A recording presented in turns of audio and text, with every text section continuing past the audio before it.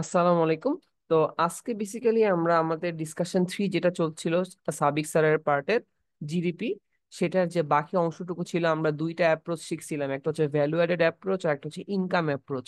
আজকে হচ্ছে আমরা এক্সপেন্ডিচার অ্যাপ্রোচ এটা থেকে স্টার্ট করা শুরু করবো আর কি।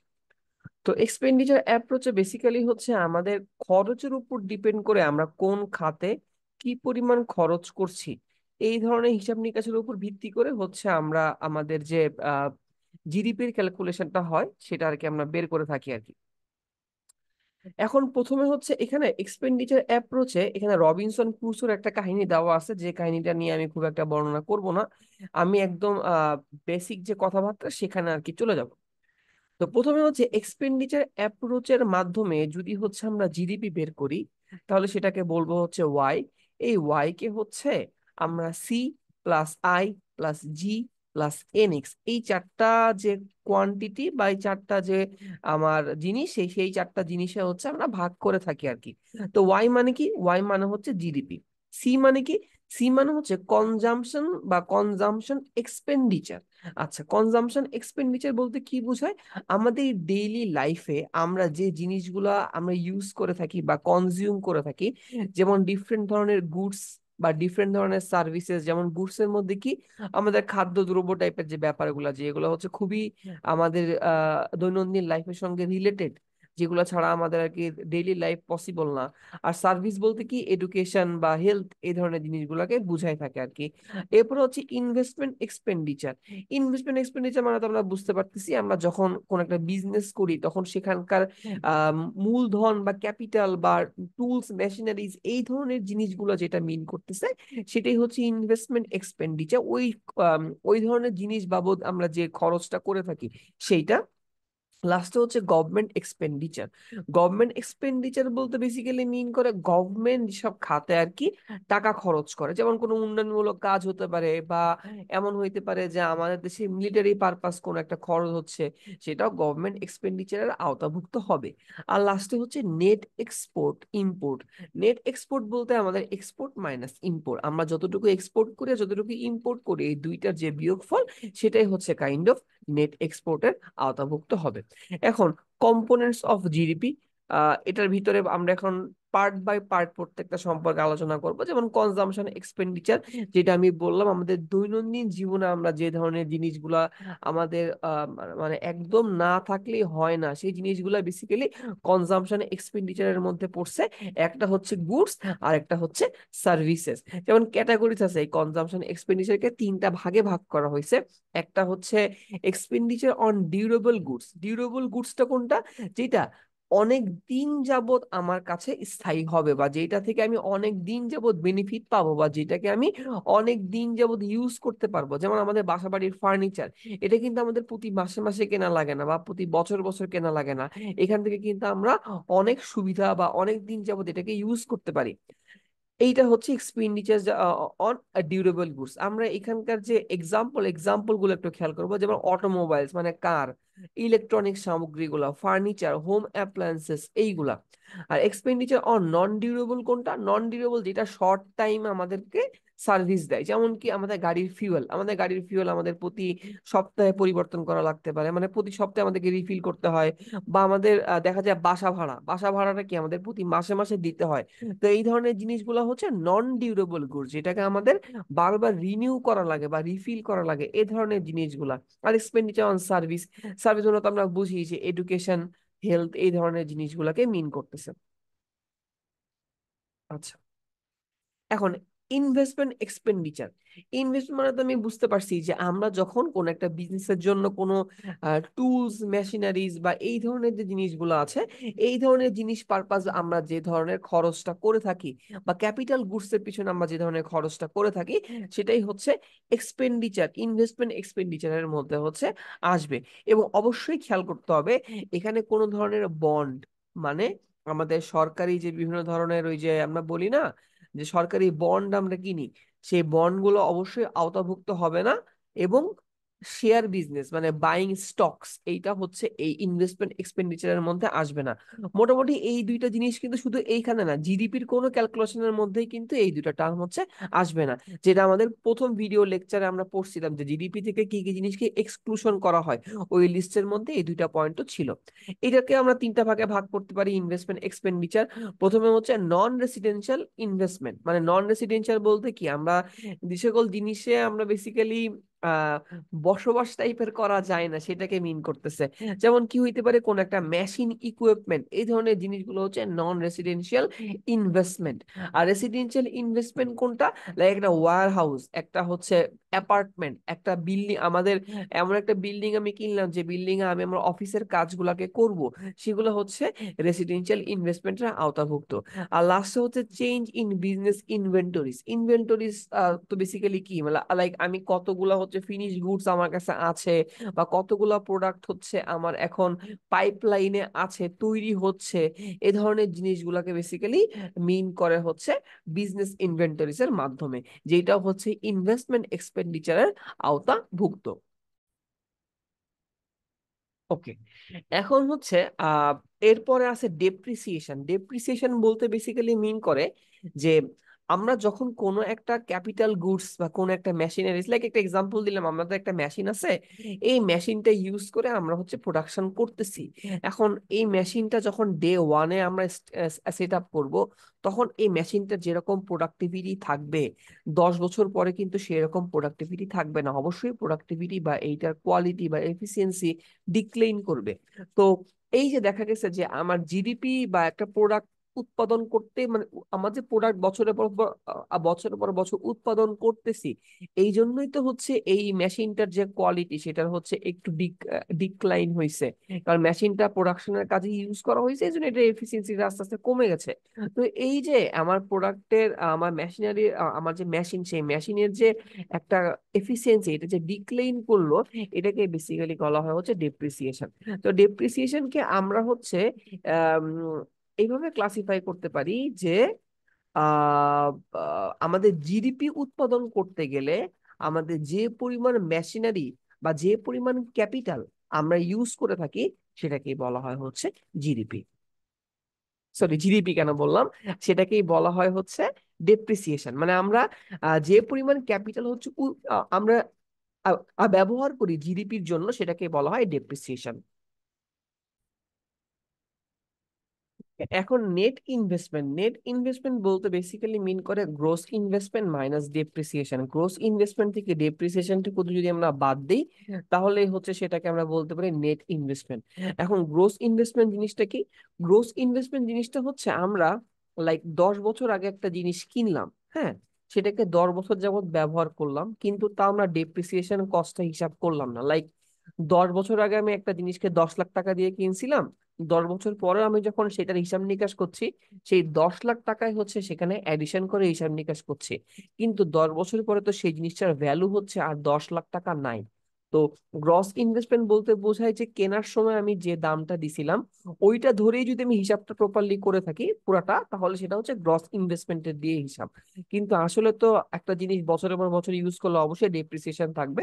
সো গ্রস ইনভেস্টমেন্ট থেকে যদি ডেপ্রিসিয়েশন কস্টকে আমরা বাদ দিয়ে দিই, তাহলে আসলে 10 বছর পরে ওই জিনিসটা কিরকম ভ্যালু জেনারেট করতেছে, সেটা আমরা নেট ইনভেস্টমেন্টের মান থেকে জানতে পারি। আর capital end of the period equals to capital beginning of the period plus net investment. এগুলো যে সূত্রের মতো করে মনে রাখতে পারলেই আশা করি হয়ে যাবে। ওকে, এখন financial versus physical investment. Financial investment বলতে টাকা পয়সা দিয়ে আমরা যে ইনভেস্টমেন্টটা বুঝি, যে আমি 10 লাখ টাকা আমার বিজনেসে ইনভেস্ট করলাম, সেটাকে বলতেছি ফাইন্যান্সিয়াল ইনভেস্টমেন্ট। কিন্তু ফিজিক্যাল ইনভেস্টমেন্টটা কি?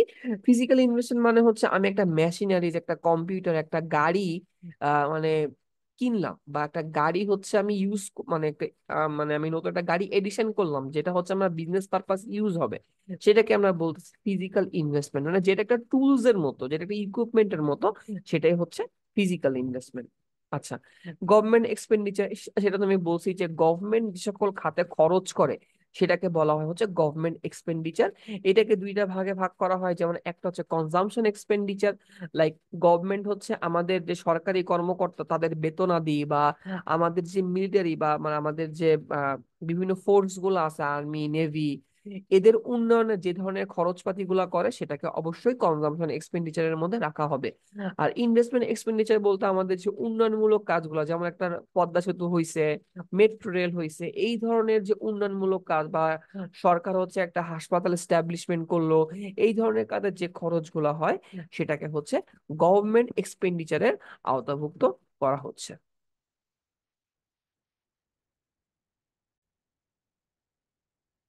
এরপরে নেট এক্সপোর্ট। নেট এক্সপোর্ট মানে কি? Export minus import. এখন যদি আমাদের এক্সপোর্ট বেশি হয়, ইম্পোর্ট কম হয়, তাহলে সেক্ষেত্রে আমাদের হচ্ছে ট্রেড সারপ্লাস হবে। মানে ট্রেডটা আমাদের এক্সপোর্ট যেহেতু বেশি হচ্ছে, আমাদের জন্য লাভজনক একটা পরিস্থিতি।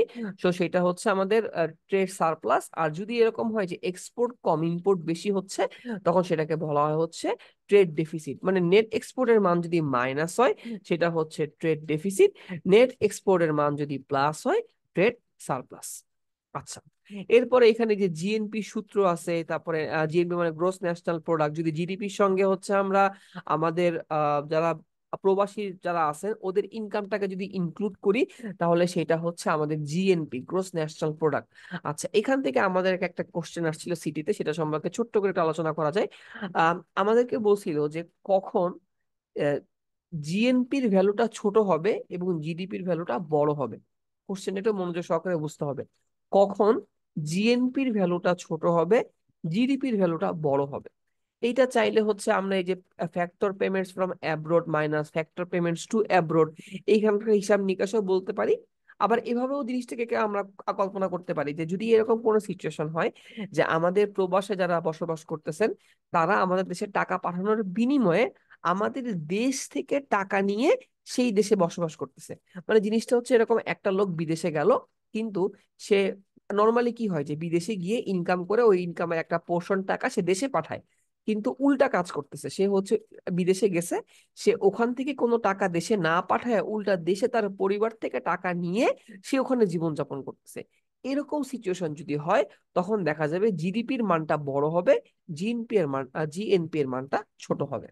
আচ্ছা, সেম ভাবে আমার নেট ডোমেস্টিক প্রোডাক্ট জিডিপি থেকে যদি ডেপ্রিসিয়েশনটা বাদ দেই, তাহলে তারপরে হচ্ছে নেট ন্যাশনাল প্রোডাক্ট জিএনপি থেকে ডেপ্রিসিয়েশনটা বাদ দিলে, আর লাস্ট হচ্ছে ডিসপোজেবল ইনকাম, মানে হচ্ছে পার্সোনাল ইনকাম থেকে যদি আমরা ইনকাম ট্যাক্সকে বাদ দেই, তাহলে এই চারটা সূত্র থেকে সিটি পরীক্ষাগুলোতে বেশ কোশ্চেন দেখলাম যে আমাদের বারে আর কি বেশ মানে একটা না একটা কোশ্চেন ছিল এখান থেকে। আচ্ছা, এখন দুইটা কনসেপ্ট সম্পর্কে আমরা জানবো, একটা হচ্ছে নমিনাল জিডিপি, একটা হচ্ছে রিয়েল জিডিপি। এখন নমিনাল জিডিপি বলতে আমরা আমরা 2024 সালের জিডিপি যদি হিসাব করতে চাই, 2024 সালে একটা দেশে একটা পার্টিকুলার প্রোডাক্ট কি পরিমাণে উৎপাদন হয়েছে এবং ওই পার্টিকুলার প্রোডাক্টটার প্রতি ইউনিটের দাম কত, সেটা যদি আমি জানি, দুইটাকে গুণ করে দিলে নমিনাল জিডিপিটা হচ্ছে বের হবে। এভাবে আমরা প্রত্যেকটা প্রোডাক্টের কোয়ান্টিটি, প্রত্যেকটা প্রোডাক্টের প্রাইসকে যদি গুণ করে সবগুলাকে একসাথে যোগ করে দিই, তাহলে সেখান থেকে নমিনাল জিডিপিটা আমরা পাবো। মানে একটা দেশের কারেন্ট ইয়ার বলতে 2024 সালের কোয়ান্টিটি ইন্টু 2024 সালের প্রাইস, দুইটাকেই আমি কারেন্ট ইয়ার নিব, কোয়ান্টিটিও নিব 2024-এর, প্রাইসও নিব 2024-এর। যদি আমরা এরকম দুইটা কারেন্ট ইয়ারের প্রাইস এবং কোয়ান্টিটি নিয়ে হিসাব করে জিডিপি বের করি, তখন সেটাকে বলা হয় নমিনাল জিডিপি। এখন নমিনাল জিডিপির সমস্যাটা হচ্ছে, নমিনাল জিডিপি আমাদেরকে অলওয়েজ কারেক্ট ইনফরমেশন দেয় না। কেন দেয় না? এমনও হইতে পারে, আমরা বেসিক্যালি জিডিপি কেন বের করি? জিডিপি বের করি হচ্ছে বোঝার জন্য যে আমাদের দেশের ইকোনমিক গ্রোথটা কিরকম হচ্ছে, সেটা বোঝার জন্য আমরা জিডিপিটা বের করে থাকি। এখন যদি এরকম হয় যে আমাদের দেশে দেখা গেছে দ্রব্যমূল্যের দামটা অনেক বেড়ে গেছে, ঠিক আছে, কিন্তু উৎপাদন হচ্ছে বাড়ে নাই, উৎপাদন আগে যা ছিল এখনো তা আছে, অথবা উৎপাদন কমে গেছে আগের থেকে, কিন্তু প্রাইসটা এত বেশি পরিমাণে বাড়ছে। সো যদি আমরা দুইটা জিনিসকে গুণ করি, প্রাইস তো অনেক বাড়ছে, কোয়ান্টিটি কমছে কি বাড়ছে আমি জানি না, ধরে নিলাম হচ্ছে সেই মাসে অথবা কমছে, তখনই কিন্তু দেখা যাইতে পারে যে জিডিপির মানটা আমার আগের ইয়ার থেকে বেশি দেখাচ্ছে। এখন জিডিপির মান যদি আগের ইয়ার থেকে বেশি দাঁড়ায়, এটা আমাকে কি মিন করে? এটা আমাকে মিন করে যে আমাদের দেশের প্রোডাকশন বাড়ছে, তাই তো মিন করে যে আমাদের দেশে ইকোনমিক গ্রোথ হয়েছে। কিন্তু বাস্তবে কিন্তু তা হয় নাই। এখানে বাস্তবে হয়েছে কি, প্রাইসটা অনেক বেড়ে গেছে। এজন্য এই বাড়তি প্রাইসের ভ্যালুটা যখন আমরা গুণ করতেছি জিডিপি মানে আমাদের কোয়ান্টিটির সঙ্গে, তখন দেখা যাচ্ছে ভ্যালুটা অনেক বড় হয়ে যাচ্ছে। সো এইটা কিন্তু একটা মিস ইনফরমেশন, যে আমার কিন্তু ইকোনমিক গ্রোথ সম্পর্কে একটা ভুল ইনফরমেশন দিচ্ছে। তো এই প্রবলেমটা সলভ করার জন্য আমরা রিয়েল জিডিপির কনসেপ্টটাকে হচ্ছে নিয়ে আসছি। রিয়েল জিডিপিতে কি করা হয়, কোয়ান্টিটিটা আমি 2024 সাল মানে কারেন্ট ইয়ার মানে যে বছরের হিসাব করব ওই বছরের কোয়ান্টিটি কি আমি ধরবো, কিন্তু প্রাইসটা ধরবো হচ্ছে একটা বেজ ইয়ারের। লাইক আমি বললাম যে আমার দেশে এই বছর 1 লাখ মেট্রিক টন ধান উৎপাদন হয়েছে, কিন্তু এই বছর ধানের দাম হচ্ছে 1 কেজিতে বা 1 মেট্রিক টনে, জাস্ট এক্সাম্পল হিসেবে বললাম যে 1,000 টাকা। কিন্তু আমি তো বলছি যে যদি কারেন্ট ইয়ারের দাম আর কোয়ান্টিটিকে আমরা গুণ করে দেই তাহলে সেটা হবে হচ্ছে নমিনাল জিডিপি। আর নমিনাল জিডিপি বের করলে আমাদের সমস্যা হচ্ছে আমরা প্রপার ইনফরমেশনটা পাই না। সো আমরা এমন একটা বছরের দাম ধরবো যে বছরটা মোটামুটি ইকোনমিক দিক থেকে ভালো ছিল, নর্মাল ইকোনমিক অবস্থায় ছিল দেশের সকল কন্ডিশন গুলা, ইকোনমিক কন্ডিশন গুলা। সো ওই ইয়ারের আমার 1 মেট্রিক টন ধানের বা 1 মেট্রিক টন চালের দাম যত ছিল ওই দামটাকে আমি কারেন্ট ইয়ারের কোয়ান্টিটির সঙ্গে হচ্ছে গুণ করব, তাহলে আমি যেটা পাবো সেটা হচ্ছে রিয়েল জিডিপি। এখন এই যে বেইজ ইয়ার ব্যাপারটা হচ্ছে কোশ্চেনে বলে দিবে। বেইজ ইয়ারটা যে কোনো বছর হইতে পারে, কিন্তু এমন একটা বছর আমাদেরকে চুজ করতে হবে যেটা মোটামুটি ইকোনমিক দিক থেকে নর্মাল একটা ইয়ার। নর্মাল ইয়ার বলতে কি বোঝায়, যেমন আমরা যদি চিন্তা করি 2016 সাল, আমার মাথায় আপাতত 2016 সালে আমাদের দেশে এমন কোন দুর্ঘটনা বা এমন কোন বড় ধরনের ডিজাস্টার ঘটে নাই যেটা আমাদের ইকোনমিকে অনেক বড়ভাবে এফেক্ট করছে। কিন্তু 2020 সাল, 2020 সালে কোভিড ছিল। সো কোভিড কিন্তু আমাদের ইকোনমিকে অনেক বড়ভাবে একটা ইম্প্যাক্ট ফেলছিল। সো 2020 সালকে আমি চাইলে এই বেজ ইয়ার ধরতে পারবো না। সেক্ষেত্রে 2016 বা অন্য যে কোনো সুস্থ স্বাভাবিক একটা বছর সেটা হচ্ছে আমরা বেজ ইয়ার হিসেবে ধরতে পারবো। আচ্ছা, অনেক সময় হইতে পারে, সাথে একটু বলে রাখি, অনেক সময় হইতে পারে আহ, আমি আমার যে কারেন্ট ইয়ার সেই কারেন্ট ইয়ারকে আমি বেজ ইয়ার ধরলাম, সেটা ধরতে কোনো সমস্যা নাই। যদি কোশ্চেনে কখনো এরকম দেওয়া থাকে যে কারেন্ট ইয়ার যেটা সেটাই বেজ ইয়ার, হইতে পারে, কোনো প্রবলেম নেই। সো এটা কোশ্চেনে বলে দিবে যে কোনটা হচ্ছে বেজ ইয়ার, এবং ওই বেজ ইয়ারের প্রাইজিং, কোয়ান্টিটি, এরকম ভ্যালুগুলা বা ডাটাগুলা কোশ্চেনে অবশ্যই প্রোভাইড করা হবে। জিডিপি ডিফলেটর, জিডিপি ডিফলেটর সম্পর্কে আমাদের যে জিডিপির ম্যাথটা আছে সেখানে মোটামুটি আলোচনা করা আছে। এখানে জাস্ট আমি সূত্রটা বলে দিই যে নমিনাল জিডিপি ভাগ রিয়েল জিডিপি, এইটা করলে আমরা বেসিক্যালি যা পাই সেইটা হচ্ছে জিডিপি ডিফলেটর। এখন জিডিপি ডিফলেটর বলতে বেসিক্যালি আমরা বুঝি যে আমাদের প্রাইস লেভেলটা আসলে কিরকম ভাবে পরিবর্তন হয়েছে। আমরা যদি একটু খেয়াল করি, এখানে নমিনাল জিডিপি মানে কি, আমাদের কারেন্ট প্রাইস ইন্টু কারেন্ট ইয়ারের কোয়ান্টিটি, সরি, হ্যাঁ আমার মানে কারেন্ট ইয়ারের প্রাইস এবং কারেন্ট ইয়ারের কোয়ান্টিটি। আর রিয়েল জিডিপি মানে কি বেজ ইয়ারের প্রাইস আর কারেন্ট ইয়ারের কোয়ান্টিটি। এখন কোয়ান্টিটি এখানে কাটাকাটি যায়। আমার এটার ইয়ে হচ্ছে আমার দুইটাই হচ্ছে সেম ইয়ার, মানে সেম ইয়ারের কোয়ান্টিটি, এজন্য আমি ইজিলি এটাকে রিমুভ করতে পারবো। সো সো আমার থাকতেছে কি পি কারেন্ট, মানে কারেন্ট ইয়ারের প্রাইস এবং বেজ ইয়ারের প্রাইস। তো এই কারেন্ট ইয়ারের প্রাইস আর বেজ ইয়ারের প্রাইসের যে অনুপাতটা সেটাই হচ্ছে জিডিপি ডিফলেটর। এবং জিডিপি ডিফলেটরের মাধ্যমে আমরা আসলে বুঝি যে প্রাইসটা কি পরিমাণে চেঞ্জ হয়েছে। লাইক আমি যদি বলি যে আহ 2015 সালে একটা জিনিসের দাম হচ্ছে, সরি, 2024 সালে একটা জিনিসের দাম হচ্ছে 120 টাকা, এবং এই যে হিসাবটা সেটা আমি 2015 সালের এগেনস্টে হিসাব করছি, বা 2015 সালকে বেজ ইয়ার ধরে হিসাব করছি। এর মানে হচ্ছে 2015 সালে এই 120 টাকার জিনিসটার দাম ছিল 100 টাকা, যেটা এখন আহ 120 টাকা হয়েছে।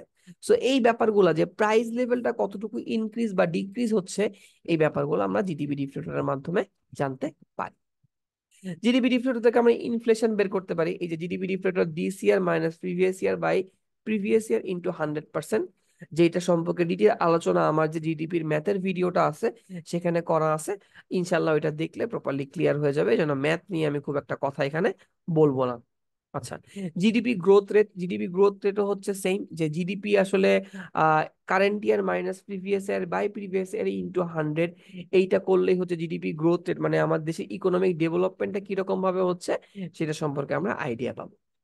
আর এখানে ডিফারেন্ট ডিফারেন্ট অনেকগুলো কার্ভ আছে, নমিনাল জিডিপির কার্ভ, তারপরে হচ্ছে রিয়েল জিডিপির কার্ভ।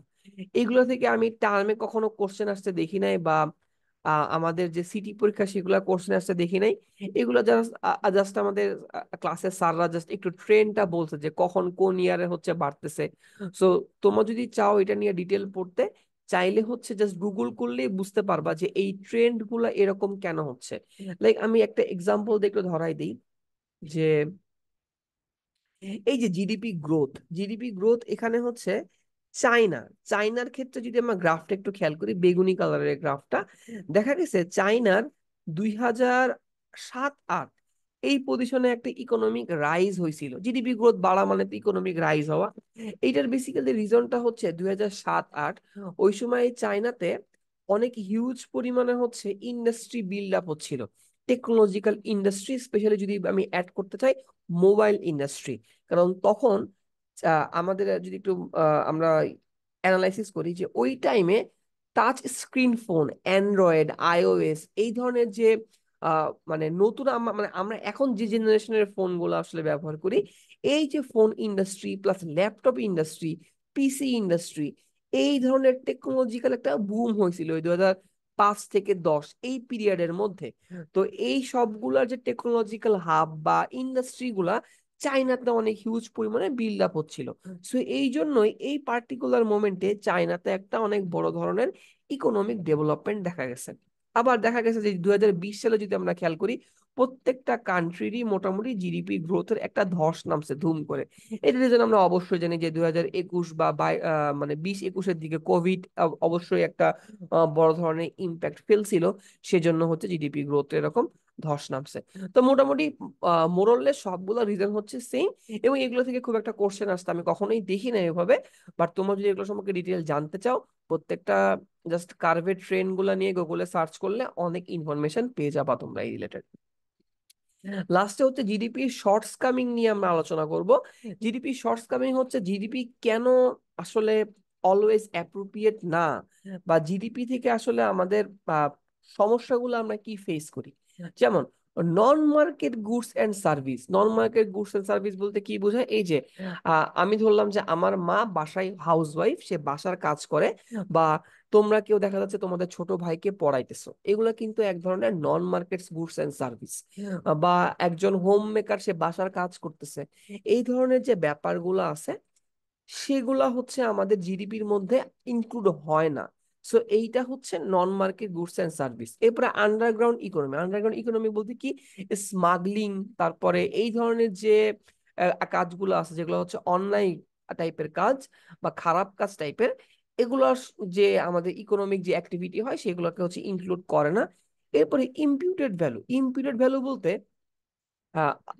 লাইক ধরো যে তুমি তোমার নিজের বাসায় থাকো, ঠিক আছে, লাইক তোমাদের নিজস্ব একটা বাসা আছে, তোমরা বাড়ি ভাড়া দিয়ে থাকো না। সো সেই ক্ষেত্রে জিডিপির ক্ষেত্রে সমস্যা হয় কি, জিডিপি যখন মেজার করে তখন সবার জন্য একটা ফিক্সড বাড়ি ভাড়া ধরে টোটাল জিডিপিটা হিসাব করে। এখন যে তার নিজস্ব বাসায় থাকে সে তো নিশ্চয়ই বাড়ি ভাড়া দেয় না, তাহলে কেন আমি সেই ভ্যালুটাকে এখানে অ্যাড করব। সো ইম্পিউটেড ভ্যালু হচ্ছে ওইটাকে মানে আমি মিন করতেছে, আমি আমার নিজস্ব বাসায় আছি কিন্তু তাও জিডিপি হিসাব করার সময় আমি ইম্পিউটেড মানে আমার বাড়ি ভাড়াটাকে ক্যালকুলেশন করে হিসাব করতেছি, যেটা আমার জন্য একটা ইনফরমেশনাল গ্যাপ, আমার জন্য যেটা ঠিক না। সো এরকম একটা ইনফরমেশনাল গ্যাপ থাকে জিডিপিতে। এরপরে হচ্ছে আহ যখন নতুন কোনো প্রোডাক্ট মার্কেটে আসে, জিডিপি হিসাবে সঙ্গে সঙ্গে সেটাকে ইনক্লুড করা যায় না, এটা একটা সমস্যা। এরপরে হিউম্যান কস্ট বা লেজার কস্ট। হিউম্যান কস্ট বলতে আমরা বেসিক্যালি মিন করি যে আহ এটা কেমনে এক্সপ্লেন করা যায়, এরকম ভাবে হচ্ছে আই মিন করা যায় যে আমাদের যে একটা ভ্যাকেশন থাকে, যেমন ঈদ এখন সামনে, ঈদের জন্য যে ভ্যাকেশন থাকবে, এই সময় তো নিশ্চয়ই প্রোডাকশনটা অফ থাকবে একটা, বা প্রোডাকশনটা হবে না। এই যে একটা প্রোডাকশন গ্যাপ আছে, এইটা আমরা জিডিপি থেকে মেজার করতে পারবো না। জিডিপি হিসাবটা হবে 365 দিন, জিডিপি বলবে যে 365 দিনই প্রোডাকশন হয়েছে, কিন্তু আদতে কিন্তু এটা হয় না। এরপর হচ্ছে জিডিপি থেকে আমরা আমাদের দেখা যাওয়ার সময় যে অনেক প্রোডাকশন, আমাদের যতই শিল্প কারখানা বাড়ে ততই কিন্তু পলিউশন বাড়ে। সো জিডিপি হিসাবে এই পলিউশনের যে একটা ইম্প্যাক্ট সেটাকে হচ্ছে ক্যালকুলেট করা হয় না। এরপরে composition and distribution of of output আর ইগনোর। এটা মানে হচ্ছে জিডিপির ক্ষেত্রে সব ধরনের প্রোডাক্টের ইম্প্যাক্ট সেম। কিরকম, আমি ধরলাম 10,000 টাকা দামের বই, ঠিক আছে, আর 10,000 টাকা দামের একটা পিস্তল, জিডিপি বলবে দুইটাই সেম, কিন্তু সামাজিক দৃষ্টিকোণ থেকে কি আসলে দুইটা সেম? অবশ্যই না। একটা বন্দুক তো কখনো একটা বইয়ের সমান হইতে পারে না। বন্দুকের যে ইম্প্যাক্ট আর বইয়ের ইম্প্যাক্ট তো সেম না। সো জিডিপি এই জিনিসটাকে বুঝতে পারে না যে কোনটা মানে আমাদের জন্য মঙ্গলকর আর কোনটা মঙ্গলকর না। এই জিনিসটা বেসিক্যালি এই composition and distribution of output আর ইগনোর, মানে কোনটা আমাদের জন্য মঙ্গলকর কোনটা মঙ্গলকর না, এটা আমরা জিডিপি থেকে বুঝতে পারি না।